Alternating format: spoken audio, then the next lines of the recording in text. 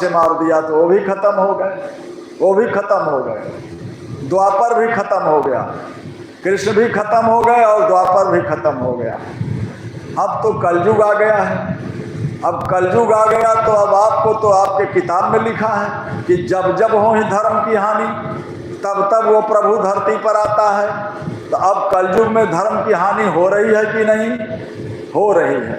अगर धर्म की हानि हो रही है, अधर्म, अत्याचार, दुराचार, व्यभिचार चारों तरफ हो रहा है, तो वो प्रभु जरूर धरती पर आएगा।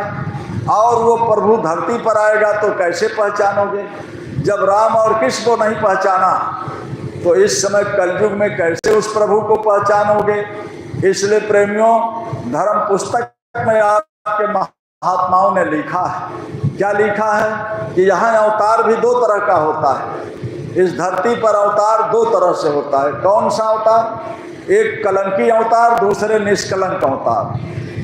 कलंकी अवतार का मतलब क्या है? वो प्रभु जब धरती पर आता है तो अपने हाथ से दुष्टों को मारकर खत्म करता है। उसे कोई हत्या और पाप नहीं लगता है। इतिहास आपके सामने है। राम आए और देखो आप, लाखों लोगों को मार करके वो खून की नदी बह गई। अरे भाई, 1 लाख पुत्र, 1.25 लाख नाती। रावण का शुद्ध खानदान 2.25 लाख ब्राह्मण थे और सबको खत्म कर दिया भगवान राम ने। तो क्या राम को ब्रह्म हत्या लगा? नहीं, वो कलंकी अवतार हैं, उन्हें किसी तरह का हत्या और पाप नहीं लगता है। आज भी भगवान ही कहा जाता है। इसी तरह से द्वापर में 3 युगों में कलंकी अवतार होता है। सतयुग, त्रेता, द्वापर। इन तीनों युगों में कलंकी अवतार होगा और जब जब कलयुग आएगा तो निष्कलंक अवतार होगा। इसी तरह से आप देखो, कृष्ण धरती पर आए, चक्र सुदर्शन उठाया और खून की नदी बह गई, लाखों लोगों को सुला दिया मौत के घाट। तो कृष्ण को कोई हत्यारा नहीं कहता है, आज भी भगवान कहा जाता है। लेकिन अब कलयुग में निष्कलंक अवतार होगा। तो निष्कलंक अवतार किसका होता है? संतों का।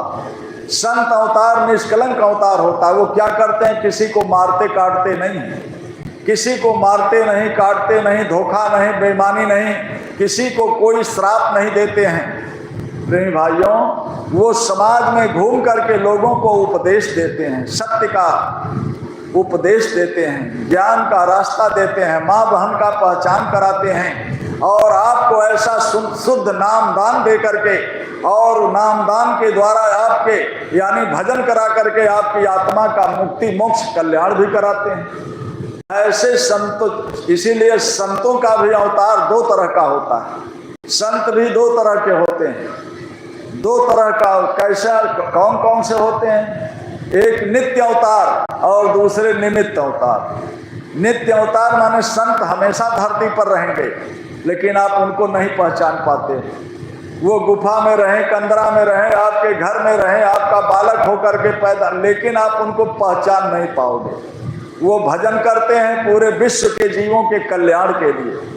इसीलिए तो लिखा है, घिरी बदरिया पाप की बरस गई अंगार, और संत न होते जगत में तो जल मरता संसार। प्रेमी भाइयों, लेकिन दूसरे निमित्त अवतार संत आते हैं। जो निमित्त अवतार आते हैं वो समाज में घूम करके लोगों को उपदेश करते हैं। उनके द्वारा सारे धरती के जीवों का रक्षा और कल्याण होता है। उनके द्वारा धर्म की स्थापना होती है। उनके द्वारा जीव को मुक्ति, मोक्ष, आवागमन से छुटकारा मिलता है। ऐसे निमित्त अवतार जब संत आते हैं तो ऐसे संतों का आना इस कलयुग में प्रारंभ होता है। इसलिए आपको तो इतिहास अपने ही, कलयुग तो न जाने कितने बार धरती पर आया होगा, लेकिन आज इस कलयुग में आप मौजूद हैं। आपके धरती पर इस कलयुग का इतिहास है।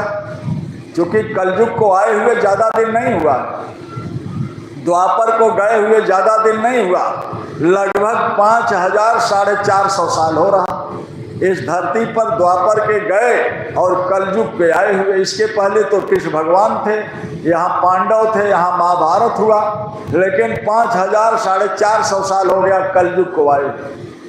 प्रेमी भाइयों, लगभग 700 साल से संतों का आना यहाँ पर शुरू हुआ और प्रथम संत कबीरदास आए। कबीरदास जी आए। कबीरदास जी जब प्रथम संत धरती पर आए तो उन्होंने यानी परमात्मा के नाम को उसी हजारों अनंतों